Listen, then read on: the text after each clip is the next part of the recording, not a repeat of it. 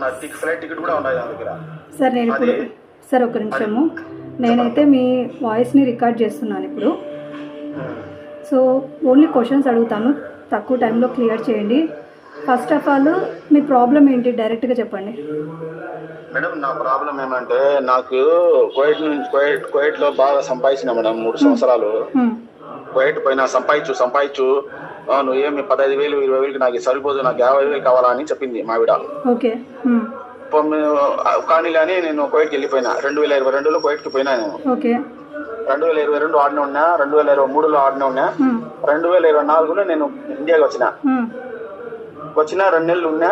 మళ్ళా 2024లో మళ్ళా ఆగస్టులో వెళ్ళిపోయినా, మళ్ళీ 24వ తేదీ పోయినా. అప్పటి నుంచి కువైట్ పోయినా నుంచి నాకు ఫోన్లు కొట్లాటలు తగ్గించి మాట్లాడేదాన్ని తగ్గిపోయింది కొంచెం. నేను చదువుకుంటాను, బీఈడీ చెప్పించిన మేడం. యూనివర్సిటీలోకి వెళ్ళి అతన్ని ఆడ చదివించినాను, చదువుకుంటానంటే. ఆడ నేను 2 సంవత్సరాలు జాబ్ చేసినాను. ఆడ మసీదు ఉన్నది, మైసూరెడ్డి కాలనీ అని.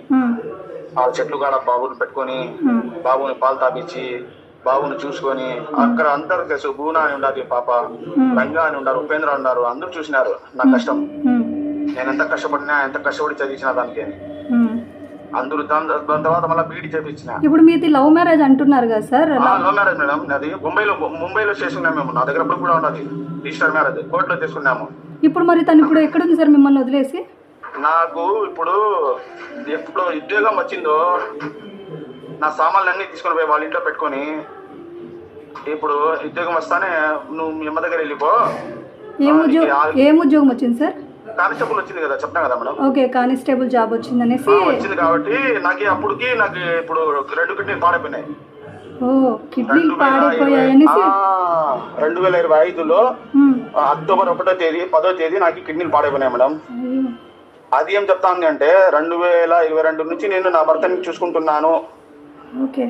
2022లో నేను కువైట్ లో ఉన్నా, 2023 కువైట్ లో ఉన్నా, సంపాదించిన. నెల అయితేనే డబ్బులు అడుగుతానింది. ఇప్పుడు అడగడం లేదు.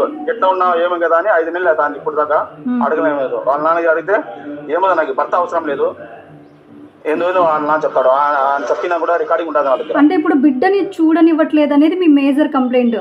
మా బిడ్డని చూడడం లేదు, నాకు కూడా చూడడం లే, నాకు ఫోన్ చేయడం లే, నాకు రెస్పాన్స్ ఇవ్వడం లే. ఎందుకో ఏం కథ ఏమైనా మాట్లాడుతుంది కదా. మీరు పెద్దవాళ్ళ సైడ్ నుంచి ఎందుకు పోలేకున్నారు? అంటే మీ పేరెంట్స్ వాళ్ళ పేరెంట్స్ సైడ్ నుంచి? మా అమ్మ ఇంట్లో పని చేసుకుంటాది మేడం, అంతగా ఇది లేదు మా దాంట్లో. ఓకే, మీరు డైరెక్ట్ పోలీస్ వాళ్ళని ఎందుకు అప్రోచ్ అవ్వలేకున్నారు? భయపడి ఏమన్నా చేస్తారేమో అని భయపడి ఇది చేస్తాను అంతే. ఏం చేస్తారు సార్ పోలీసులు పాపం? సార్ చాలా మంది పోలీసు వాళ్ళని లాయర్లని చాలా భయపడాల్సిన అవసరం లేదు సార్. వాళ్ళు ప్రజల కోసమే సార్ ఉండేది. అందరూ ఒకేలాగా ఉండరు. అందరూ మంచోళ్ళని చెప్పను, అందరూ చెడ్డోళ్ళని చెప్పను. కొంతమంది మాత్రమే. వికాస్ స్కూల్ దగ్గర పోయింది, నాకు చెప్పకుండా హాస్టల్లో చేర్పించింది. మంచిదే చేసింది, ఏం అనడం లే. చదువుకొని బాబు చదువుకొని ఇక్కడ సరిపోతాడని. నేను పోతే స్కూల్ దగ్గర గేట్ వేసేసినారు, నువ్వు కలిగేదానికి మీకు పర్మిషన్ లేదంటున్నారు వాళ్ళు. సార్ ఇప్పుడు మీరు ఎవరినో పేర్లు చెప్పి బెదిరిస్తుంది అంటున్నారు, ఎవరు sir? Madhav madam close madam దానికి. ఎందుకంటే ప్రచారంలో మాధవ్ మేడంతో తిరిగింది బాగా. ఏ Madhavi garu sir? Madhavi MLA madam. Okay. Anita మేడంతో క్లోజ్ ఉంటుంది. ఏ Anita garu sir? Home minister అంతా మేడం. అబ్బా సార్, ఒక కానిస్టేబుల్ సార్ ఎలక్షన్స్ అప్పుడు మీరు తిరుగుతారు, మేము తిరుగుతాం, ఎవరిమైనా వెళ్తే వాళ్ళందరినీ గుర్తుపెట్టుకునేంత ఉండదు సార్. మాధవి గారికైనా హోమ్ మినిస్టర్ గారికైనా సార్ అందరు పేర్లు చెప్పుకొని వాళ్ళ నేమ్స్ చెప్పుకొని బయట డబ్బాలు కొట్టుకుంటారు తప్ప ఏం సార్ మాధవి గారు ఖాళీగా ఉన్నారా, హోమ్ మినిస్టర్ గారు ఖాళీగా ఉన్నారా? ఇట్లా ఎప్పుడు ఫోన్ చేసినా కూడా వాళ్ళ నాన్న చెప్తాడు, ఇప్పుడు మాధవి మేడం వచ్చింది, బాబుని చేర్పించింది, నువ్వు అవసరం లేదంట అని చెప్తాన్నాడు. ఇప్పుడు మొన్న ఫోన్ చేస్తే వాళ్ళ నాన్నకి మాధవి మేడం వచ్చింది, బాబుని స్కూల్లో చేర్పించింది, స్కూల్లో చేర్పించి ఇప్పుడే నాకు మొగుడు అవసరం లేదు, నేనే కష్టపడి నేను చదువుకున్నాను, కష్టపడి నాకు ఉద్యోగం వచ్చింది అని. నేను డబ్బులు పంపిస్తే కానీ నువ్వు చదువుకోలే, నీకు ఎవరు చదివించారు? నేను డబ్బులు పంపిస్తే 22 నుంచి నేను డబ్బులు పంపిస్తానే ఉన్నా మీకు. సార్ మాధవి గారైనా సరే, ఏ లేడీ అయినా సరే, మీరేమనుకుంటున్నారంటే చట్టం ఓన్లీ లేడీస్ సైడే ఉంది అని. కానీ చట్టం ఎవరు చుట్టం కాదు. In front of law all are equal. Is it female or male, ఎవరైనా సరే ఈక్వల్. ఇది గుర్తుపెట్టుకోండి. ఫస్ట్ వెళ్ళి మీరు కంప్లైంట్ రేజ్ చేయండి పోలీస్ స్టేషన్లో. అర్థమవుతుందా? పోలీస్ స్టేషన్లో వెళ్ళి కంప్లైంట్ చేస్తే పిలిచి కూర్చోబెడతారు. ఏంటి డిసిషన్, ఏం చేయాలనుకుంటుంది, ఏం కావాలనుకుంటుంది, మీకు కావాల్సింది ఏంటి, తనకు కావాల్సింది ఏంటంటే ఒక క్లారిటీ వస్తుంది. 2 కిడ్నీలు పాడైపోయినాయన్న రీజన్కి బిడ్డని తీసుకెళ్ళి దూరం వెళ్ళిపోయిన మాట నిజమైతే తనకి చాలా కఠినంగా శిక్ష పడుతుంది. ఫస్ట్ ఆఫ్ ఆల్ మీరు వెళ్ళి మాట్లాడండి. ఇప్పటివరకు ఫోన్ చేయలేదు మేడం నాకు ఎటువంటి అని కూడా. సార్ నేనేమంటున్నా, ఎన్ని నెలలు అయింది సార్ ఇప్పుడు మీరు దూరం ఉండబట్టి? 6 నెలలు 7 నెలలు అయిపోయింది మేడం దూరం. బాబుని చూడక? బాబుని చూస్తాను నేను. ఇప్పుడు ఒక 1 వీక్ నుంచి బాబుని అక్కడ చేర్పించేసింది స్కూల్లో, ఎవరు రాకుండా. రీసెంట్ గా 1 వీక్ అయినా ఇప్పుడు హాలిడేస్ కదా సార్? హాలిడేస్ అయితే కూడా చనిపోతాడని అక్కడ పంపి వదిలేసింది. ఏ class sir? 3rd class madam. 3rd క్లాస్కి ఇప్పుడు హాలిడేస్ టైంలో ఏంది చెడిపోతాడు సార్? హాలిడేస్ లో బాగా ఆడుకుంటారని బయట స్కూల్ పోవడం లేదు 2 నెలల నుంచి. ఏ స్కూల్ సార్ ఆ స్కూల్? హాలిడేస్ లో స్కూల్ వికాస్ ఉంది చూడండి, ఉక్కు దగ్గర ఉంటుంది హాస్టల్. Okay sir కనుక్కుందాము. కానీ హాలిడేస్లో హాస్టల్లో కూడా పెట్టుకోరు సార్, ఆల్మోస్ట్ పంపించేస్తారు. మరి రేర్ సిచ్యుయేషన్ అయితేనే. అంటే ఆ అమ్మాయి వాళ్ళ అమ్మ నాన్న వాళ్ళు ఆ బాబుని కానీ తనని కానీ దగ్గరికి తీసుకోరా సార్? బాబుని వాళ్ళ నాన్న ఏమంటారు, వాళ్ళ అమ్మ వాళ్ళ నాన్న చూసుకుంటా ఉంటారు మేడం.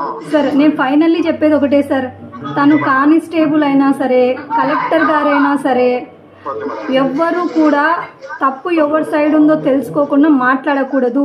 ఈవెన్ నేనైనా సరే, మీ సైడ్ వర్షన్ మీరు చెప్పారు, తన సైడ్ వర్షన్ ఏముందో మనకి ఎగ్జాక్ట్లీ తెలియదు. బేబీ కోసం మీరు ఫైట్ చేస్తుంటే ఫస్ట్ ఆఫ్ ఆల్ పోలీస్ స్టేషన్కి వెళ్ళి కంప్లైంట్ రేజ్ చేయండి. తను కానిస్టేబుల్ అయినా కలెక్టర్ అయినా ఎవరినైనా సరే పోలీస్ వాళ్ళు పిలిపించి మాట్లాడతారు. వాళ్ళు కరెక్ట్గా రెస్పాండ్ కాకపోతే కడప ఎస్పీ ఆఫీస్కి వెళ్ళండి. ఎస్పీ గారు మండే గ్రీవెన్సెల్ అనేది ఒకటి ఉంటుంది మనకి. డైరెక్ట్ వెళ్ళి మీ ప్రాబ్లం అంతా కంప్లైంట్ రూపంలో రాసి ఆయన గారికి సబ్మిట్ చేసి మీ బాధని విన్నపుచ్చుకోండి. కలెక్టర్ ఆఫీస్ ఎస్పీ ఆఫీస్కి వెళ్ళొచ్చు, కలెక్టర్ ఆఫీస్కి వెళ్ళొచ్చు సార్. గ్రీవెన్సెల్ ఉంది. ఎస్పీ ఆఫీస్లో కూడా మండే మీకు ఛాన్స్ ఉంటుంది కదా. డైరెక్ట్ మనలాంటి పర్సన్స్ని, నార్మల్ పర్సన్స్ని మీట్ అవ్వడానికి వాళ్ళకంటూ ఒక రోజు ఇచ్చారు కదా మనకి. ఫస్ట్ ఎస్పీ ఆఫీస్కి వెళ్ళండి. ఎస్పీ గారు కంపల్సరీ మీ ప్రాబ్లం క్లియర్గా వింటారు. మీరు సార్ మ్యాటర్ రాసుకొని మీ ప్రాబ్లం ఏంటి, ఏం కథ అనేది మొత్తం అంతా రాసుకొని అక్కడికి వెళ్ళండి. అక్కడికి వెళ్ళిన తర్వాత మ్యాటర్ అంతా సార్ చదివేంత టైం ఉంటే చదువుతారు, లేదంటే సింపుల్గా మీరు ఏంటో చెప్పండి అని చెప్తారు. సింపుల్గా ఇదంతా చెప్తే వాళ్ళు వినరు కదా. సార్ నేను పలానా చోట వర్క్ చేస్తున్నాను, వచ్చేసరికి నా 2 కిడ్నీలు దెబ్బతిన్నాయి, తర్వాత నా భార్యని నేను చదివించాను, నేనే నా సొంత డబ్బులతో నా బాబుని చూసుకుంటూ ఇంట్లో మా వాళ్ళందరూ చూసుకుంటూ చదివించారు, కానీ ఈరోజు నా 2 కిడ్నీలు దెబ్బతిన్నాయి, తనకి కానిస్టేబుల్ జాబ్ వచ్చాక నన్ను దూరం పెట్టింది అన్న విషయము నిజమైతే, వాళ్ళు విచారణలో అన్నీ తెలిస్తే, మీ వర్షన్ మీరు నాకు చెప్పారు కానీ తన వర్షన్ ఏంటో కూడా వాళ్ళు కూడా వినాలి కదా. పిలిపించి కూర్చోబెట్టి మాట్లాడి ఏంటి దీని కంక్లూజన్ అనేది మాట్లాడతారు. అంతేగాని మాధవి గారి పేరు, అనిత గారి పేరు, ఇంకొకరి పేరు చెప్పి వాళ్ళు భయపెడుతున్నారంటే మీరు భయపడడానికి చిన్నపిల్లలు కాదు sir. First of all police వాళ్ళని శత్రువులుగా చూడగకండి. ఫస్ట్ ఆఫ్ ఆల్ వెళ్ళి కూర్చొని మాట్లాడండి. ఏ సమస్యకైనా సొల్యూషన్ వాళ్ళు ఇస్తారు. చిన్న విషయాన్ని మీరు భయపడుతున్నారు, లేదంటే అటు సైడు ఆ అమ్మాయిది మిస్టేక్ ఉందో మీది మిస్టేక్ ఉందో ఎవరినైనా సరే మేము కూడా బ్లేమ్ చేయకూడదు. కాబట్టి simple solution sir. First of all డైరెక్ట్గా పోలీస్ స్టేషన్కి వెళ్ళండి, కంప్లైంట్ రాసి ఇవ్వండి. వాళ్ళు పట్టించుకోకపోతే ఆ మేడం గారిని, మీ మేడం గారు ఎవరైతే ఉన్నారో మీ మేడం గారిని పిలిపించి మాట్లాడడం చేయకపోతే అప్పుడు డైరెక్ట్గా ఎస్పీ సార్ దగ్గరికి మండే 9:30 కల్లా ఆఫీస్లో వెళ్ళి అక్కడ ఉంటే అందరినీ మనలాంటి నార్మల్ పర్సన్స్ అందరికీ మీట్ అవ్వడానికి ఛాన్స్ ఇస్తారు. అక్కడికి వెళ్ళి మీట్ అవ్వండి. నా సమస్య ఇదే అండి, ఒకవేళ నేను బాగుండి తన హెల్త్ బాగాలేక తన కిడ్నీలు పాడై తనను వదిలేస్తే న్యాయమా? మీరు ఈ మాటని గట్టిగా అడగండి. అదే మాట చెప్పా నేను మావిడికి, నీకు అంటే నీ కాలకాలం ఉంటాను నేను, నువ్వు నన్ను వదిలేసి వెళ్ళిపోయినా, నువ్వు ఎక్కడైనా సావు నువ్వు అంటాను సార్. అదే సార్ నేను అనేది, మీది లవ్ మ్యారేజ్, లేచిపోయి మరీ పెళ్లి చేసుకొని ఈరోజు ఒక బిడ్డను కానీ 2 కిడ్నీలు పాడైన తర్వాత మిమ్మల్ని వదిలేసిన మాట నిజమైతే, ఓన్లీ అదొక రీజన్కే నిజమైతే పోలీస్ వాళ్ళ దగ్గర కూర్చొని మీరు ప్రాపర్గా మాట్లాడండి. పోలీస్ వాళ్ళ దగ్గర ఏ సిచ్యుయేషన్ అయినా ఏ ప్రాబ్లం వచ్చినా డైరెక్ట్గా పోలీస్ వాళ్ళని మీట్ అవ్వడం ఫస్ట్ చేయండి. మీరు చెప్పుకోకుండా వాళ్ళే రావాలా, వాళ్ళే చేయాలంటే వాళ్ళే దేవుళ్ళు కాదు కదా సార్. ఎవరింట్లో ఏం జరుగుతుందో చూసుకొని ఊరుకుండడానికి ఫస్ట్ వెళ్ళండి సార్. అడగందే అమ్మాయిని అన్నం పెట్టదంటారు. మనం ఇంట్లో కూర్చొని మన సమస్యల్ని మనమే మాట్లాడుతా అంటే పోలీసు వాళ్ళకి ఎట్లా తెలుస్తుంది సార్? అంత అయిపోయినాక ఆకులు పట్టుకోవడం అంటే ఎట్లుంటుంది అంటే అట్లుంటుంది. ఫస్ట్ ఆఫ్ ఆల్ తను కానిస్టేబుల్ మాత్రమే, తన హయ్యర్ అఫీషియల్స్ చాలామంది ఉంటారు. తను పోలీస్ కదా, పోలీస్ స్టేషన్లోకి వెళ్తే న్యాయం జరుగుతుందా లేదా? తను లేడీస్ పెద్ద పెద్ద పోస్ట్లో ఉండే వాళ్ళ పేర్లు చెప్తుంది, అవన్నీ ట్రాష్ సార్. సార్ నేను కూడా చెప్తా, సీఎం గారు పిఎం గారు నాకు బాగా తెలుసని. నాకు తెలుసు, వాళ్ళకి నేను తెలీదు, అంతే తేడా. ఇవి కొన్ని తెలుసుకోండి. అందరూ యూజ్ చేస్తారు వాళ్ళ పెద్ద పెద్ద వాళ్ళ పేర్లు. నిజంగా టాలెంట్, సబ్జెక్టు, మంచితనం ఉన్న వాళ్ళు వాళ్ళని అనవసరంగా తీసుకురారు. ప్రతి విషయంలో వాళ్ళే ఫేస్ టు ఫేస్ ఏదైనా ఉంటే చూసుకుంటారు. మీ ప్రాబ్లం ఏముందో ఫస్ట్ ఆఫ్ ఆల్ పోలీస్ స్టేషన్కి వెళ్ళండి సార్, డిస్కషన్ చేయండి. అక్కడ మీకు న్యాయం జరగలేదనిపిస్తే డైరెక్ట్గా ఎస్పీ సార్ దగ్గరికి వెళ్ళండి. ఎస్పీ సార్ ఖచ్చితంగా దీనికి మంచి సొల్యూషన్ ఇస్తారు. Okay madam, thanks madam. Yeah, okay sir.